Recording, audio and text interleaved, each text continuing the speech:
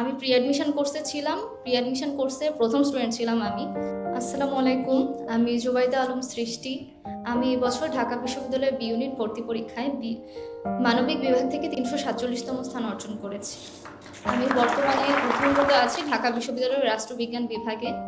আমার admission journey সম্পর্কে যদি বলি, তাহলে ফিরে যেতে হবে ২০২২ সালে, যখন আমি এসএসসি পরীক্ষা দিই। এসএসসি পরীক্ষার আগে আমি ঠিক করে রেখেছিলাম যে ইন্টারমিডিয়েটে আমি আর্টস নিব, কারণ সায়েন্সের সাবজেক্টগুলো আমার কাছে খুব বেশি কঠিন লাগতো, আর ম্যাথ আমি খুব বেশি বুঝতাম না। তো ইন্টারমিডিয়েটে আর্টস যখন নেই, তখন আমি ইন্টারনেটে একটু ঘাটাঘাটি করি যে আর্টসের জন্য কোন প্ল্যাটফর্মটা বেশি ভালো হবে। তো তখন হঠাৎ করে একটা জিকে ক্লাস আসে, তখন আমি ওই ক্লাসটা দেখি, তো আমার কাছে খুবই ভালো লাগে। তখন থেকে এডুকেশনে ফলো করা।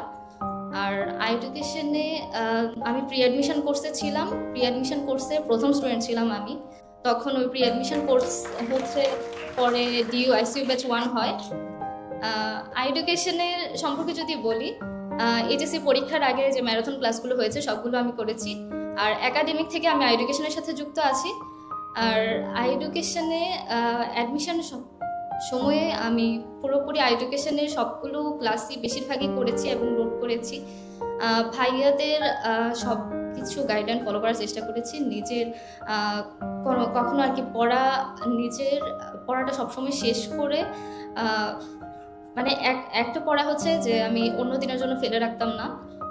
তো ভাইয়াদের চেষ্টা এবং সৃষ্টিকর্তার ইচ্ছা, বাবা আমার আশীর্বাদে আমি ঢাবিয়ান হতে পেরেছি।